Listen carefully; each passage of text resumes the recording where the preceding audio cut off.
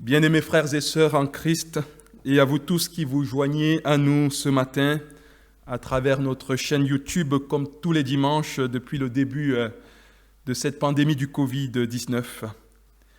Que la grâce de Dieu notre Père, la paix de Jésus-Christ notre Seigneur et la joie de l'Esprit Saint, notre soutien, soit avec chacun de vous tous là où vous êtes, soit avec nous tous ce matin. Chers amis, dans un monde déchiré par tant de souffrances, d'inégalités, d'injustices, nous voulons encore puiser nos forces ce matin dans la présence de notre Seigneur. Mettons-nous à l'écoute de la parole de Jésus-Christ, notre Sauveur. Heureux ceux qui ont faim et soif de justice, car ils seront rassasiés. C'est vous qui êtes le sel de la terre. Mais si le sel devient fade, avec quoi le salera-t-on? Il n'est plus bon qu'à être jeté dehors et foulé aux pieds par les gens. C'est vous qui êtes la lumière du monde. Une ville située sur une montagne ne peut être cachée. En effet, on n'allume pas une lampe pour la mettre sous le boisseau, mais on la met sur le porte-lampe et elle brille pour tous ceux qui sont dans la maison. Que votre lumière brille ainsi devant les gens, afin qu'ils voient vos belles œuvres et glorifient votre Père qui est dans les cieux. Je vous invite à la prière. Notre Dieu et notre Père, en Jésus-Christ, tu nous appelles à faire briller ta lumière parmi les hommes. Nous reconnaissons humblement que parfois la lampe de nos vies est usée, la mèche de nos vies desséchée. Nous sommes comme des lampes sans huile, menacées par une panne sèche. Aussi venons-nous dans ta présence ce matin pour faire le plein de ton amour et de ta grâce. Oui, nous venons puiser à la source infinie de l'évangile de la grâce en Jésus-Christ. Par ton Esprit Saint, ravive en nous la flamme de ton amour, ranime notre foi et réveille notre espérance. Au nom de Jésus-Christ, notre Seigneur.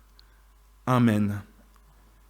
De nos montagnes et nos vallées, de nos campagnes et nos cités, Dieu rassemble son peuple dispersé. Il la rassemble telle une armée d'enfants de lumière et il nous appelle, là où nous sommes en ce moment, à être le sel de la terre, la lumière du monde. Ensemble, frères et sœurs, louons et annonçons Jésus, notre Seigneur, la lumière du monde et des nations. Nous annonçons le Roi.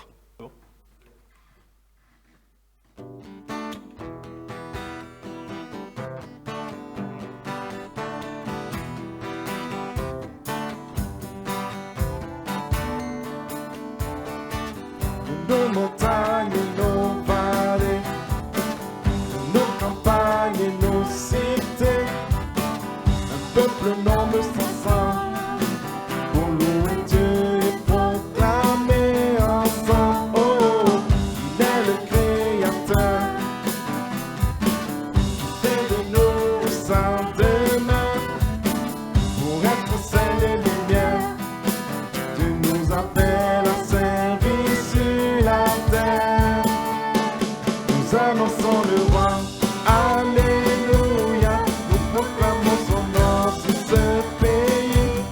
Nous célébrons sa gloire, nous chantons sa victoire. Nous vivons les dons de son esprit. Nous annonçons le roi, alléluia.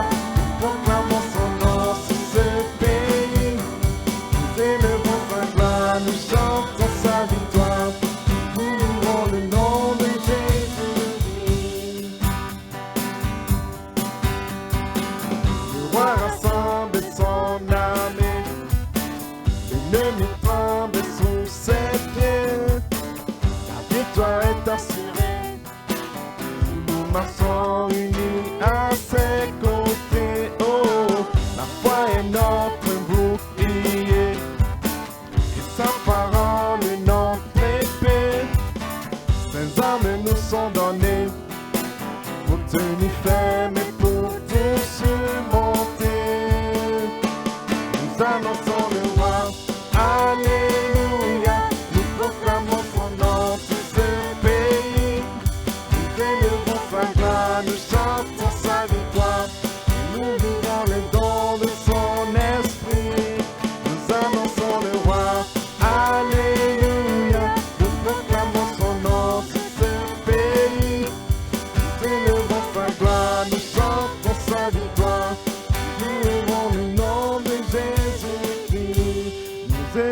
sa gloire, nous chantons sa victoire.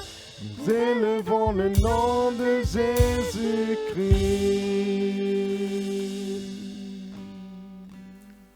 Nous annonçons Jésus parce que nous croyons qu'il est celui en qui les murs de séparation, de division et d'hostilité tombent. Oui, nous annonçons Jésus parce que nous qui autrefois étions éloignés de Dieu et éloignés aussi les uns des autres, séparés du point de vue de nos origines, du point de vue de nos cultures, de nos différents statuts. Nous sommes devenus, grâce à Jésus, proches de Dieu, réconciliés par le sang du Christ, réconciliés les uns aux autres. Comme l'annonçait l'apôtre Paul aux premières communautés chrétiennes qui réunissaient des Juifs et des non-Juifs, c'est lui, Jésus, notre paix, lui qui a fait que les deux soient un en détruisant le mur de séparation, l'hostilité. Il a dans sa chair réduit à rien la loi avec ses commandements et leurs prescriptions pour créer en lui, avec les deux, un seul homme nouveau, en faisant la paix, et pour réconcilier avec Dieu les deux en un seul corps, par la croix, en tuant par elle l'hostilité. Le Christ est venu annoncer comme une bonne nouvelle la paix à vous qui étiez loin et la paix à ceux qui étaient proches. Frères et sœurs, aujourd'hui encore, nous voulons voir ce Jésus, celui que des milliards de personnes à travers le monde recherchent. Il est le prince de la paix, l'admirable conseiller et le roi de justice, Dieu éternel qui ne déçoit pas ceux qui placent leur confiance en lui. Nous avons faim, nous avons soif de ce Jésus-là. Je vous invite à la louange.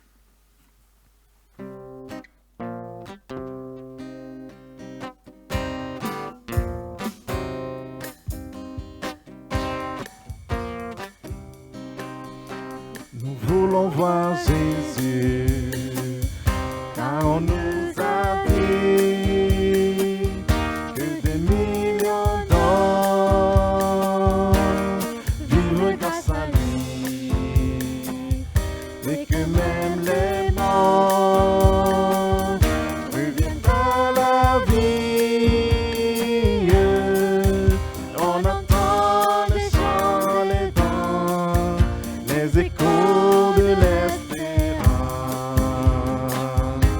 Nous voulons voir Jésus.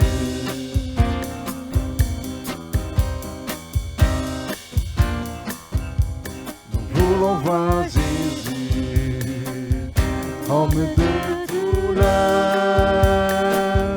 qui voyait sa mort sans céder à la peur, et qui s'est donné jusqu'au dernier souffle. Les marchands sont versés, fait de nous les pardonnés. Nous voulons voir Jésus.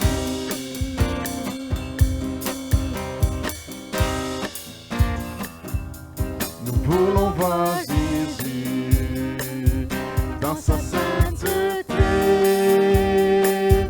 lui dont les prophètes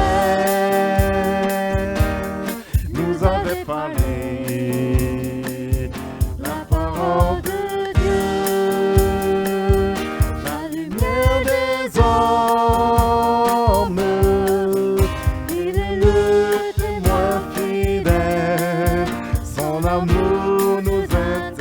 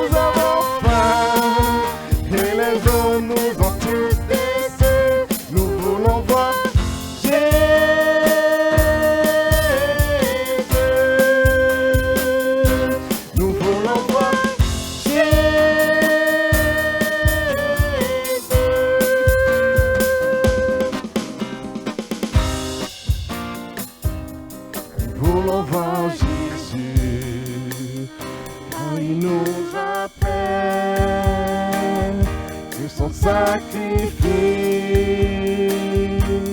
n'est pas rituel, mais il vit toujours, réel et tangible, et les croix autour de lui, et de nous dans l'infini. Nous voulons voir Jésus.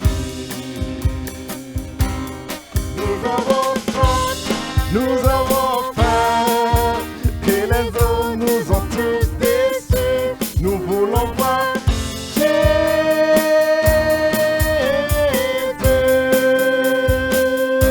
Nous voulons voir Jésus.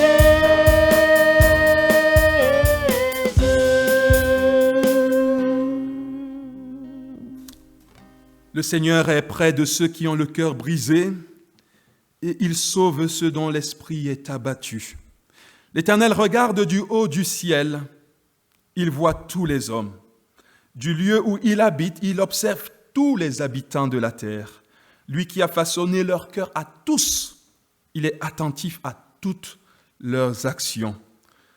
Chers amis, croyons-le, devant notre Dieu, toutes les vies comptent.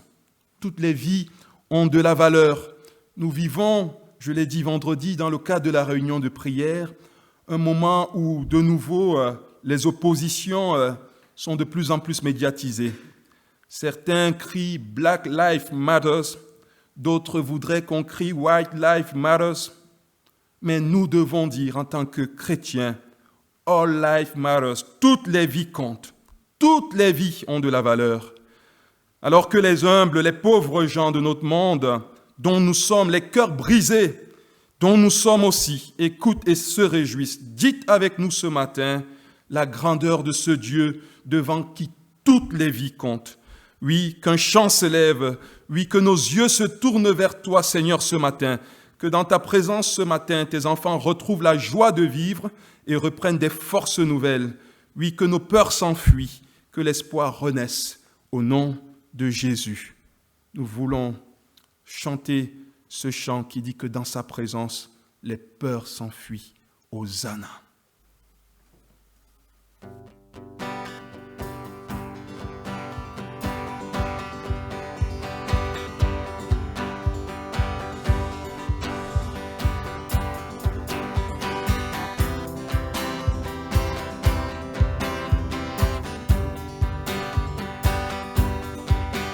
Un chant s'élève, les yeux se tournent vers toi, se tournent vers toi. L'espoir renaît, les cœurs soupirent après toi, oui après toi. En te voyant, nous retrouvons la force de vie. Quand nous sommes en ta présence, les craintes fuient et s'enfuient. Hosanna, Hosanna, tu es le roi, le sauveur, à toi la gloire et l'honneur. Hosanna, Hosanna, nous t'accueillons parmi nous, sois le bienvenu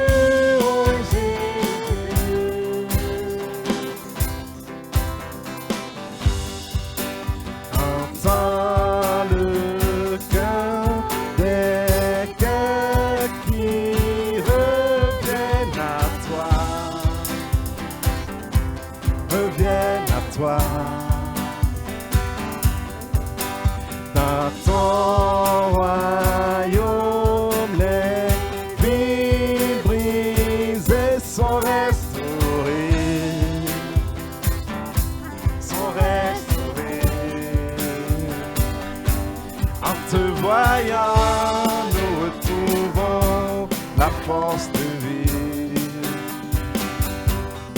Quand nous sommes en ta présence, nos craintes fuient, elles s'enfuient. Hosanna, Hosanna, tu es le roi, le sauveur, à toi la gloire et l'honneur. Hosanna, Hosanna, nous t'accueillons parmi nous, sois le bienvenu, oh Jésus. Hosanna, Hosanna,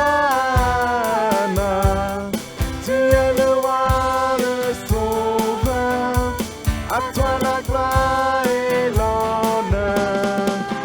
Hosanna,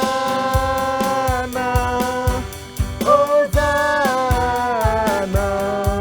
nous t'accueillons parmi nous, sois le bienvenu, oh Jésus.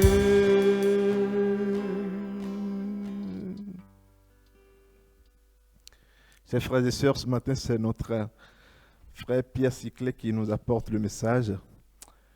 La parole du Seigneur est une lampe à nos pieds, une lumière sur nos sentiers. Amen. Parle, Seigneur. Parle encore aujourd'hui, car ta parole nous donne la vie. Nous voulons, par ce chant, demander à Dieu de nous éclairer par sa lumière, de disposer nos cœurs à l'écoute de son message ce matin. Ta parole est la vérité.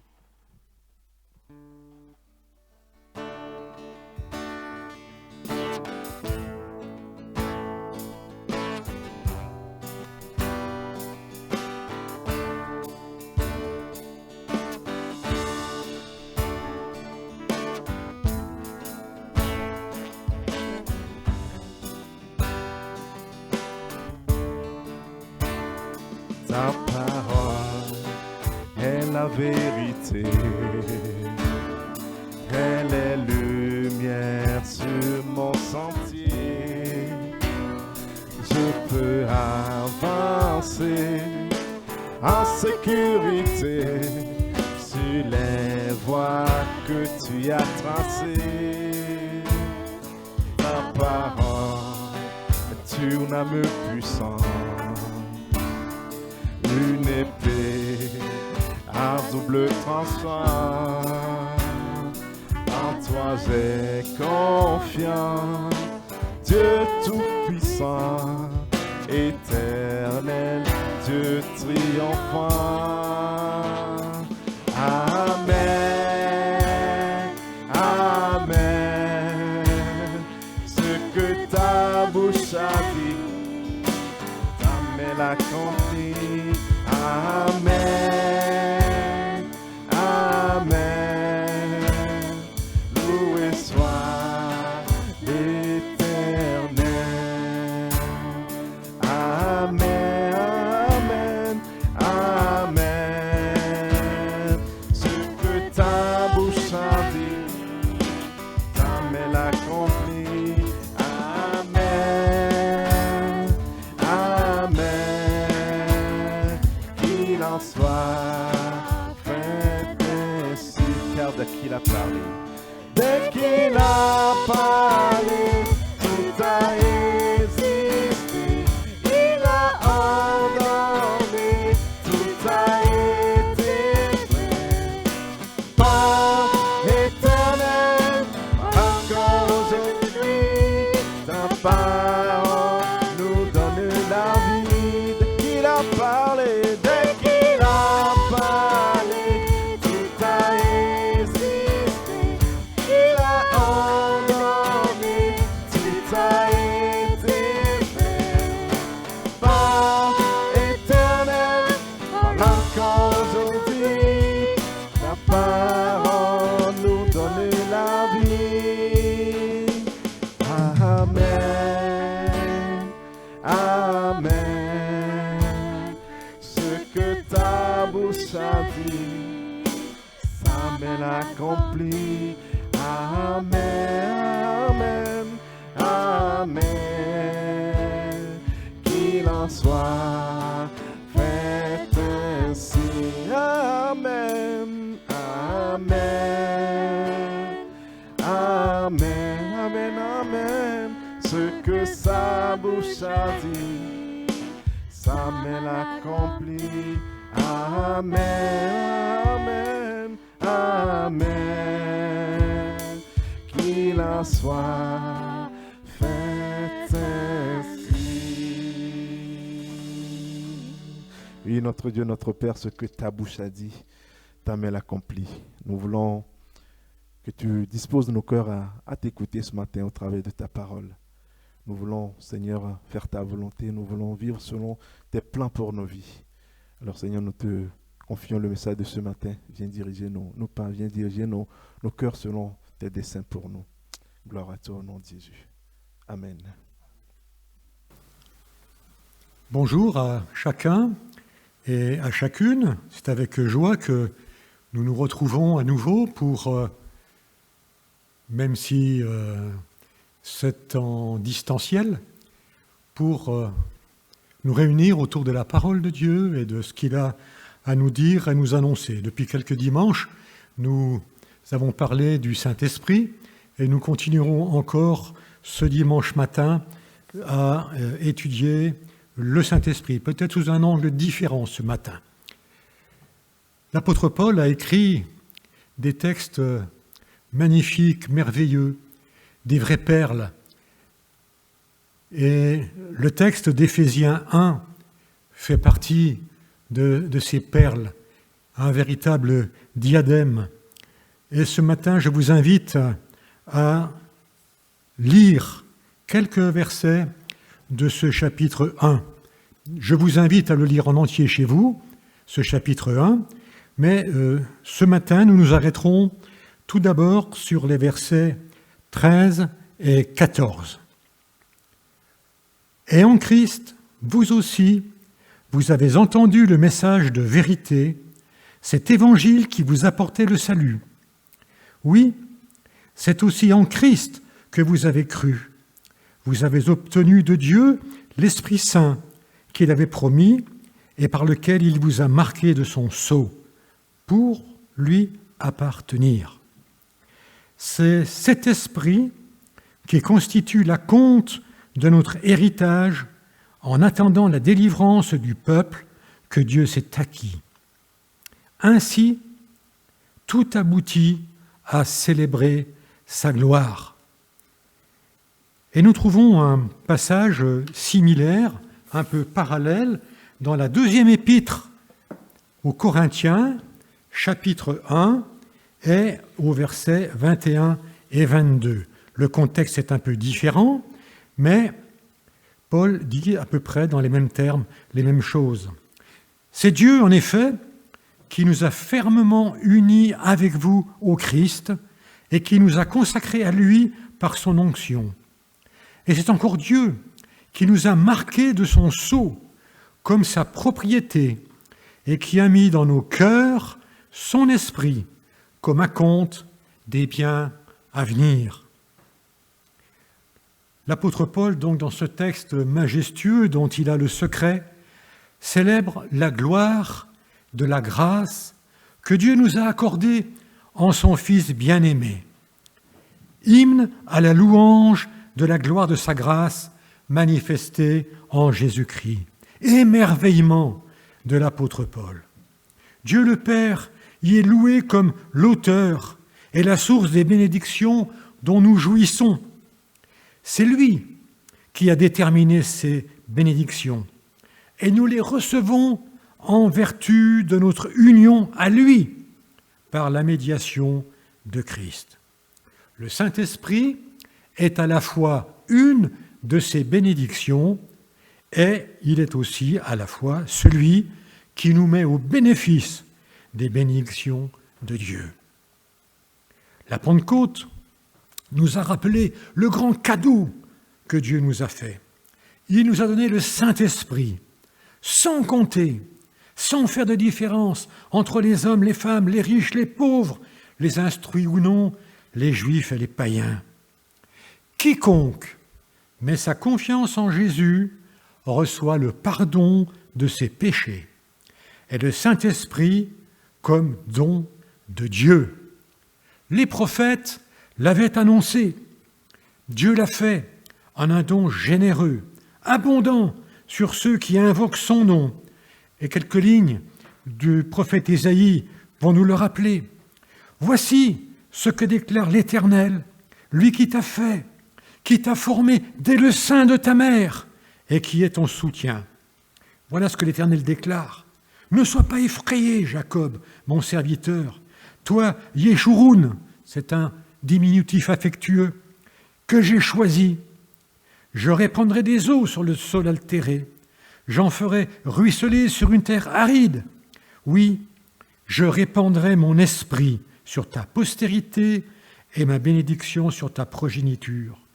Ils germeront au milieu de l'herbage comme les peupliers près des cours d'eau. Un tel confessera « Je suis à l'Éternel ». Tel autre se dira « Enfant de Jacob ». Un autre encore écrira sur sa main « Je suis à l'Éternel ». Et il se parlera de ce nom d'Israël. Habituellement, nous nous interrogeons sur ce que le Saint-Esprit nous apporte. Qu'est-ce que le Saint-Esprit apporte dans nos vies? Qu'est-ce que j'attends du Saint-Esprit? Et ce n'est pas rien, parce qu'il nous apporte beaucoup.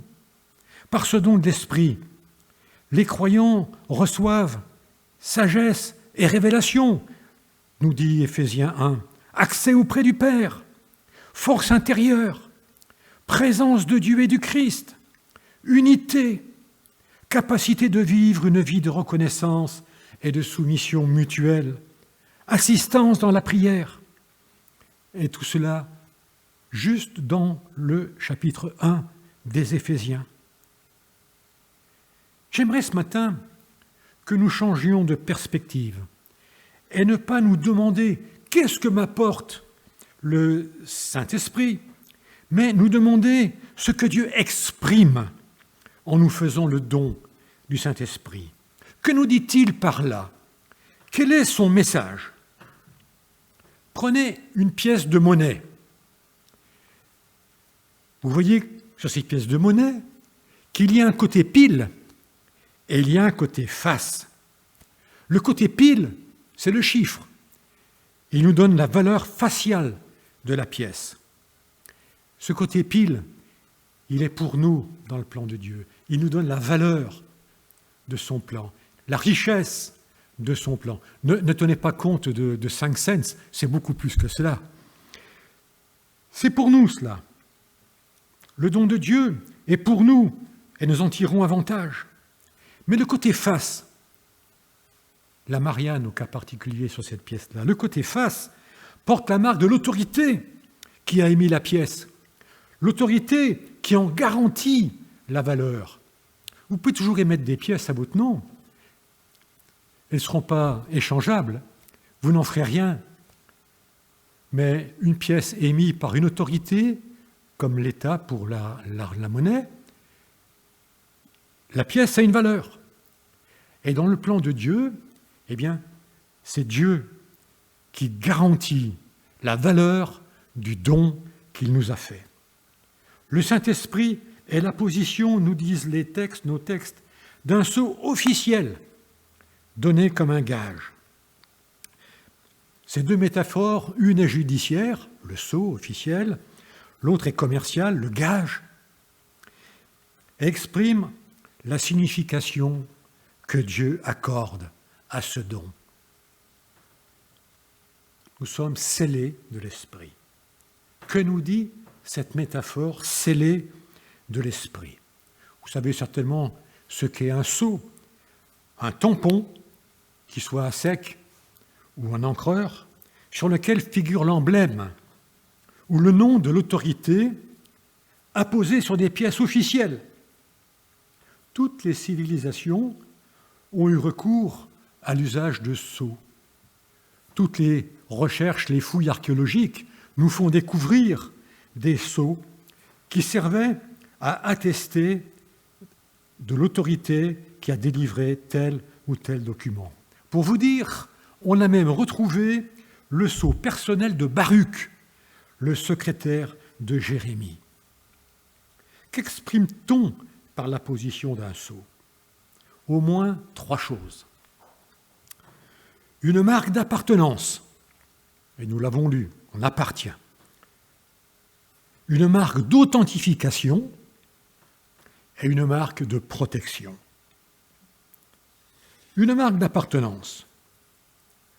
Apposer son sceau permet de dire que l'on est le propriétaire de tel ou tel objet. Mais le scellement ne s'est pas arrêté là. Des humains ont été marqués au fer rouge ou par tatouage sur leurs membres ou même sur leur front. À notre honte. Certains partisans des divinités pouvaient porter la marque de leur Dieu. Imaginez l'Église primitive, une Église composée d'hommes libres, mais une Église en grande majorité composée d'esclaves. La marque, le sceau faisait sens pour eux. Ils avaient été marqués par un homme. Ils appartenaient à un homme. Mais là, l'apôtre Paul est en train de leur dire, vous êtes marqués du sceau de Dieu, vous appartenez à Dieu, vous êtes des hommes libres appartenant à Dieu. Quant aux autres, aux hommes libres qui n'avaient pas été tamponnés, quel étonnement de découvrir qu'eux aussi, ils sont marqués. Et ils sont marqués du sceau de Dieu. Ainsi tout le monde se retrouvait sur un pied d'égalité. Et Paul parle d'un sceau qui n'aliène pas, mais qui atteste d'une libération. La libération de l'esclavage du péché en Jésus-Christ. Le sceau de l'Esprit marque ceux qui bénéficient de la rédemption des péchés, qui sont affranchis, libérés de la condamnation grâce au paiement d'un prix. Le sceau de Dieu témoigne de la libération de celles et de ceux qu'il s'est acquis. Acquis. Le verbe est très parlant et nous rappelle que nous n'avons pas toujours été acquis au Seigneur, que nous ne lui appartenons pas par nature. Il a fallu une initiative, un geste de sa part pour que nous devenions son bien. Mais il ne s'agit pas d'une appartenance servile, mais plutôt d'une relation privilégiée. À Israël, il dit « Vous m'appartiendrez en propre », disait le Seigneur à Israël. « Vous serez mon peuple et je serai votre Dieu. » Et Paul, aux Corinthiens, écrit « Vous êtes le temple du Saint-Esprit, vous ne vous appartenez plus à vous-même. » C'est un langage qui n'est pas évident à entendre de nos jours. Nous sommes tellement épris de liberté. Je suis libre, ni Dieu, ni maître. Je fais ce que je veux, comme je l'entends. Ah, la liberté. La fin du confinement nous l'a rappelé. Enfin, nous sommes libres, enfin à peu près. Plus de documents pour sortir, plus de limites de 100 km. On peut retourner sur les sentiers en montagne. On peut faire son petit jogging tranquille sans être embêté par la maréchaussée. Enfin libre. Alors dire que nous appartenons à quelqu'un, c'est beaucoup demander à nos contemporains. Et pourtant, nous devrions leur dire, vous croyez être libre, mais vous appartenez à quelqu'un. Moi aussi, j'appartiens à quelqu'un. Mais mon maître est un maître qui m'a franchi, est un maître qui me donne la liberté, est un maître qui me donne la paix, est un maître qui me donne de l'amour à partager. Et je veux te partager avec toi, mon contemporain, et te dire, Dieu t'aime, et viens, change de maître, tu verras. Ce n'est pas une aliénation, et tu découvriras la vraie liberté. Autre conséquence, Dieu nous revendique. Il marque clairement, par le don du Saint-Esprit, que nous lui appartenons. Il nous a acquis à un prix très élevé, son Fils. Il vient alors faire lui-même sa demeure en nous, nous accompagnant vraiment de l'intérieur. La marque de mon appartenance à Dieu, c'est le fait qu'il est toujours là. Il est proche, il est présent, il est attentif, il est à l'œuvre en nous. Voilà comment Dieu a manifesté la façon dont nous lui appartenons. Oui, maintenant, après la marque d'appartenance, la marque d'authentification. Apposer son sceau sur un document certifie qu'il est authentique. Au cours de ma carrière professionnelle, je l'ai fait souvent. Apposer le sceau de l'État, plus mon sceau personnel, sur un document qui devait parcourir l'Europe et attester que telle ou telle marchandise, tel ou tel produit était bien conforme à ce que la réglementation européenne exigeait, et que, par exemple, pour les produits agricoles, eh bien, l'exportateur en question avait le droit à toucher ce qu'on appelait des restitutions, des sommes d'argent qui compensaient les différences de prix sur le marché. Mon cachet garantissait et donnait force probante au document. Il était accepté par toutes les autorités parce qu'il avait ce sceau, ce cachet, cette marque d'authentification qui disait « c'est bon, vous pouvez le prendre ».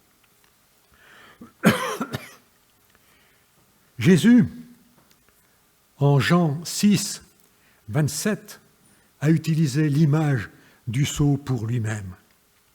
Dieu le Père, nous dit Jean 6, 27, Dieu le Père lui a accordé le pouvoir en le marquant de son sceau. Dieu a marqué Jésus de son sceau pour nous dire « oui, c'est bien lui, le Fils bien-aimé, celui que je vous ai envoyé, le Messie promis, le libérateur, celui qui viendra pour vous racheter à un grand prix, au prix de son sang. Je l'approuve de mon sceau, je l'authentifie, il est bien celui qui devait venir. » Dans l'Ancien Testament, la circoncision était la marque visible, imprimée sur notre corps. Dans la Nouvelle Alliance, Dieu authentifie notre identité de chrétien par le sceau de l'Esprit qu'il nous a donné.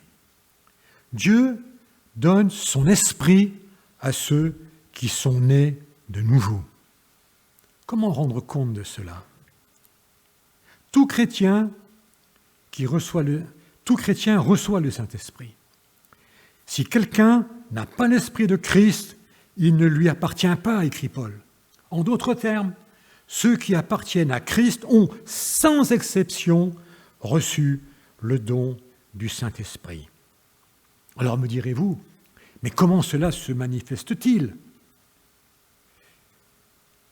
Il me semble que partout où nous découvrons en nous un fruit de la vie nouvelle,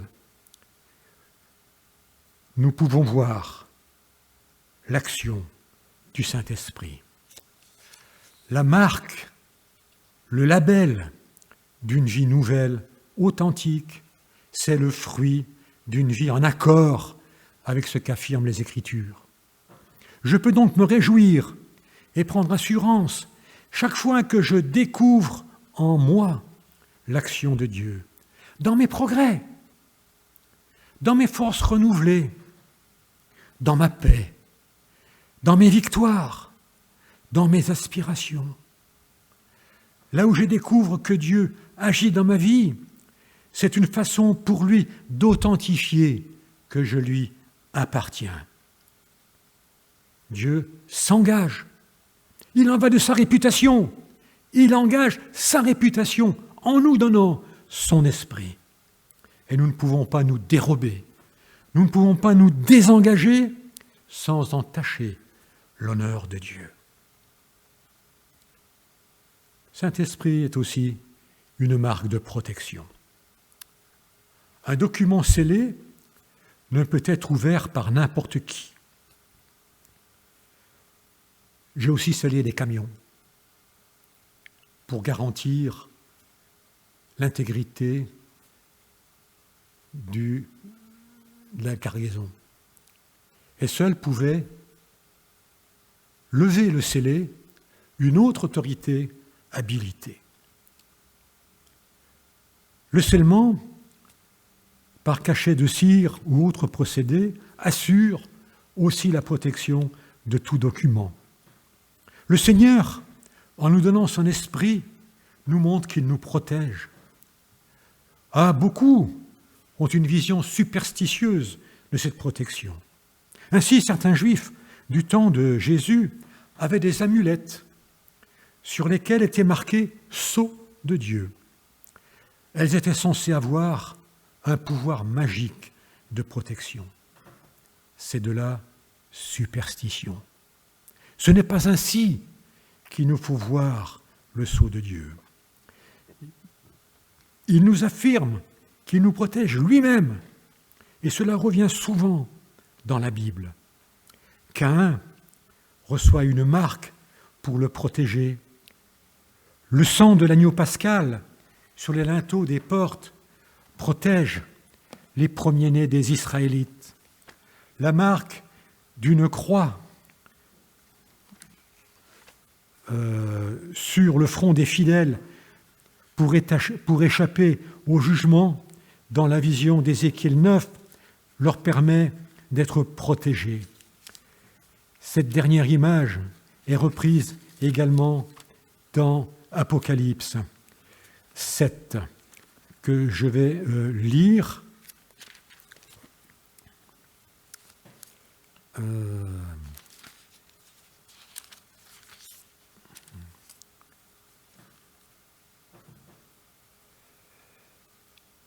Ne faites... Pardon. Je m'y retrouve. J'entendis le nombre de...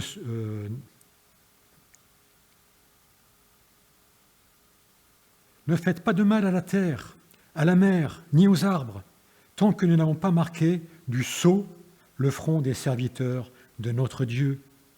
J'entendis le nombre de ceux qui furent ainsi marqués. Ils étaient 144 000 de toutes les tribus du peuple d'Israël à porter cette marque. De ce fait, nul ne doit les toucher, malgré tous les jugements qui touchent la terre.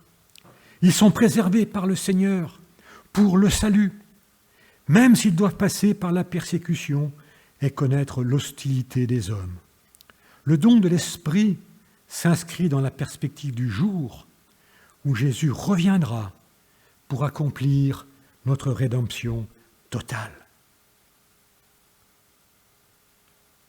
Le don de l'Esprit est aussi un gage, un acompte, des arts. Nous connaissons le principe de l'acompte. Nous versons une partie de l'argent pour se garantir l'achat global du bien. On a vu quelque chose qui nous intéresse, on veut à tout prix le posséder. Eh bien, vite, on verse un acompte qui nous garantit que nous aurons bien ce que nous souhaitons, nous désirons. Du côté de Dieu, le Saint-Esprit n'est pas juste un cadeau.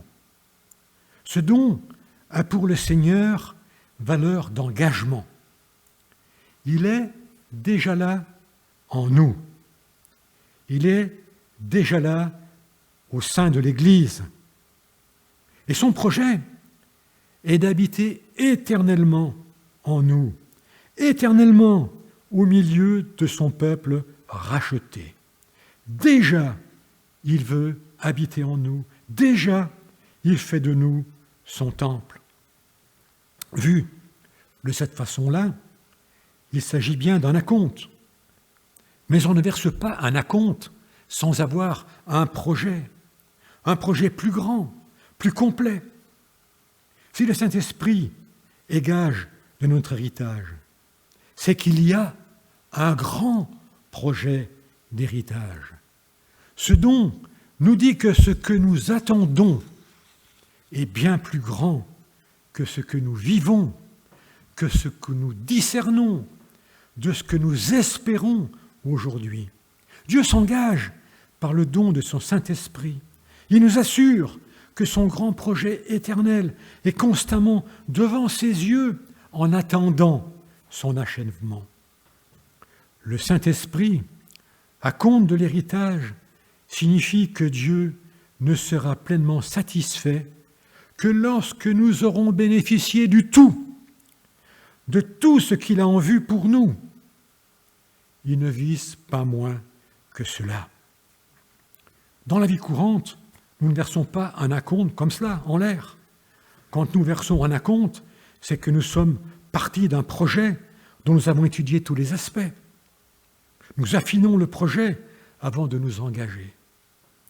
Ce que Dieu vise, c'est un monde nouveau, un monde où la justice habitera, où le genou d'un policier trop zélé n'écrasera pas la carotide d'un homme innocent, d'un monde où Dieu lui-même sera le soleil et le temple de son peuple. Appréhendons le projet global de Dieu dans notre perspective d'aujourd'hui. Le Seigneur ne nous appelle pas simplement à vivre et à accepter la vie présente. Il a beaucoup plus en réserve pour nous, un plan beaucoup plus global, beaucoup plus grandiose, beaucoup plus glorieux que cette perspective oriente ici et maintenant nos choix, nos priorités, et que par cette vie nouvelle que nous avons en Christ, sous la conduite du Saint-Esprit, nous puissions participer à la célébration de la gloire de sa grâce qu'il nous a accordée en son Fils bien-aimé. Bien avant le chant qui créa l'univers, bien avant l'esprit qui planait sur la terre, bien avant que tu me formes de la poussière, tu rêvais du jour où tu pourrais m'aimer. Relisez Éphésiens 1 et vous verrez, c'est cela, de toute éternité, de tout temps, bien avant que tout ait été créé, bien, Dieu voulait nous aimer. Eh bien, que nous puissions répondre à son amour par une vie qui le glorifie, qui célèbre la gloire de sa grâce qu'il nous a accordée en son Fils bien-aimé. Amen. Prions. Notre Dieu, notre Père, nous sommes infiniment reconnaissants pour le don de ton Esprit, pour ce qu'il est pour nous, mais aussi ce qu'il est pour toi. Cet engagement de nous dire « Mon esprit est en toi, il est là pour t'aider, t'entourer, te porter. Je te le garantis, je m'y suis engagé. Merci ô Dieu pour un tel engagement. Nous voulons te dire toute notre reconnaissance et toute notre joie de t'appartenir en Jésus-Christ, lui qui a ouvert la voie pour nous jusqu'à ton trône de gloire et de grâce. Béni sois-tu, ô notre Dieu. Amen.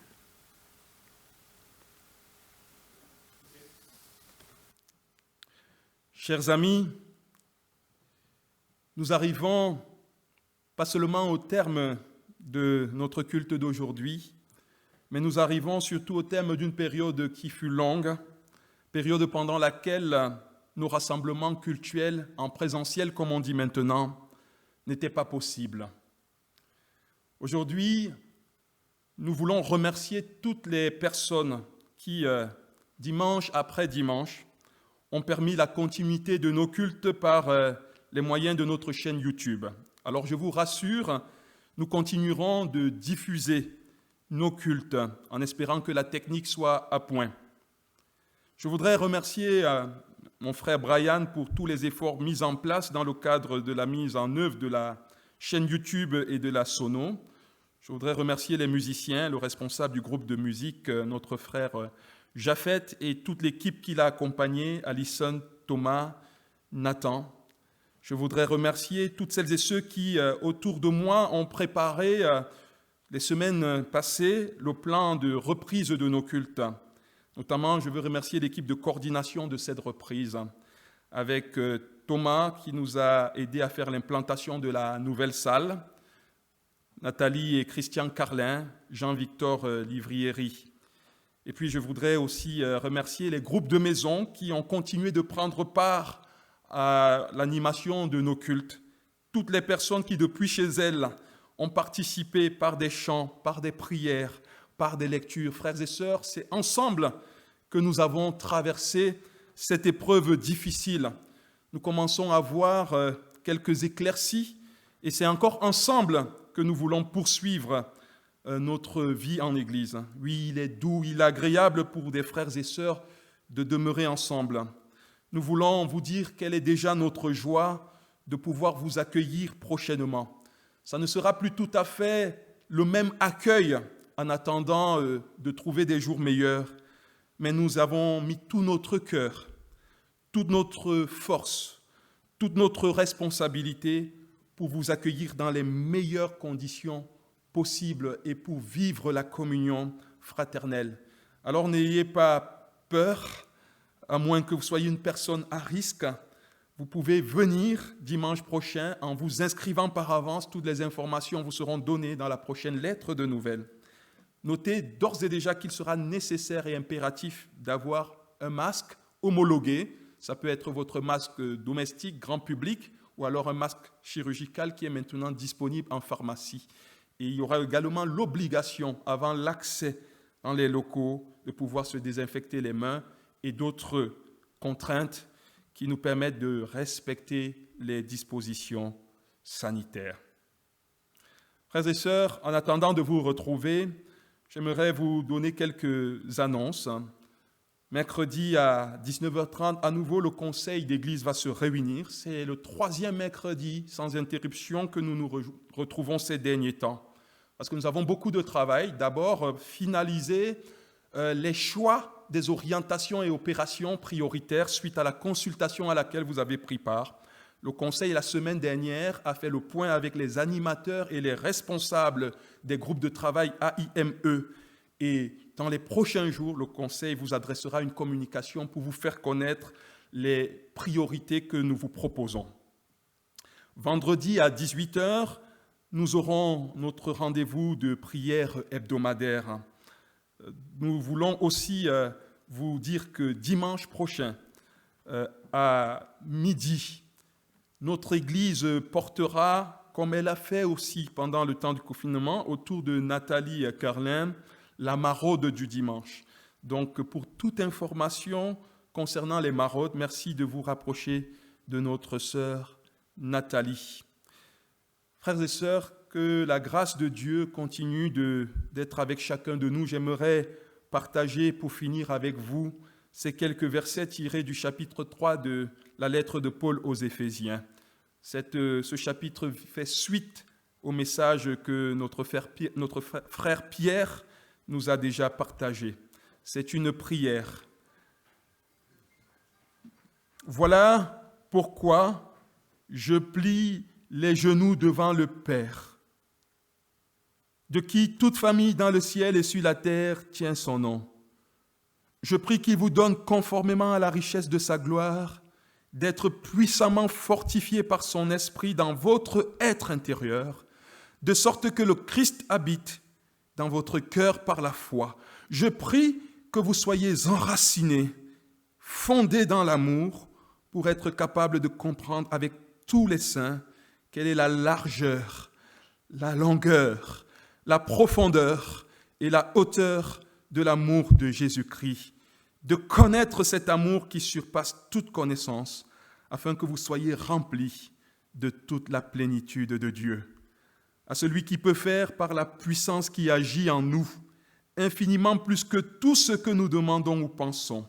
À lui soit la gloire dans l'Église, en Jésus-Christ, pour toutes les générations, au siècle des siècles. Amen. Bon dimanche à tous et à toutes, et bonne fête des mères à toutes les mamans.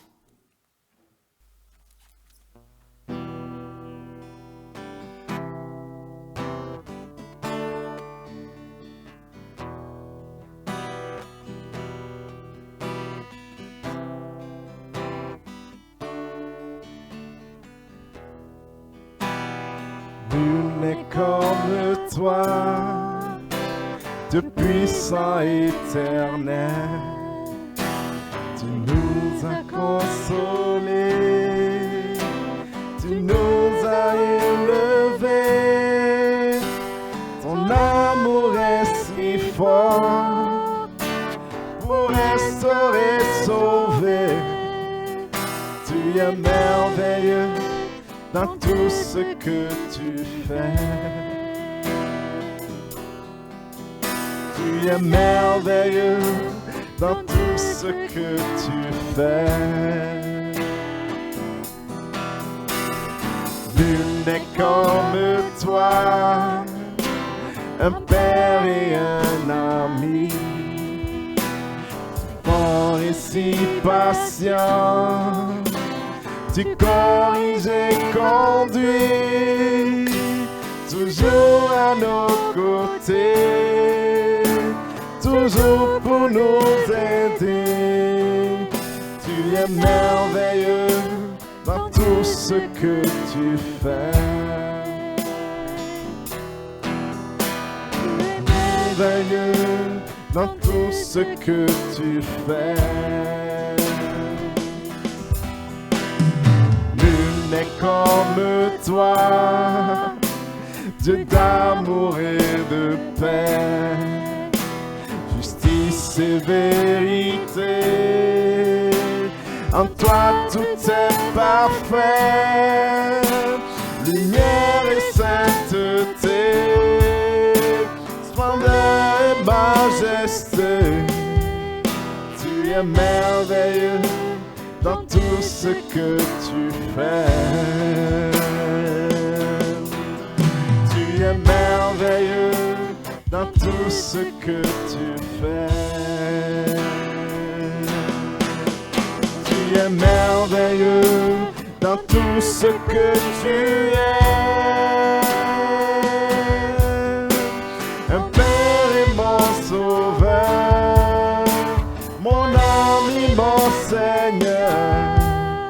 Tu es merveilleux dans tout ce que tu es.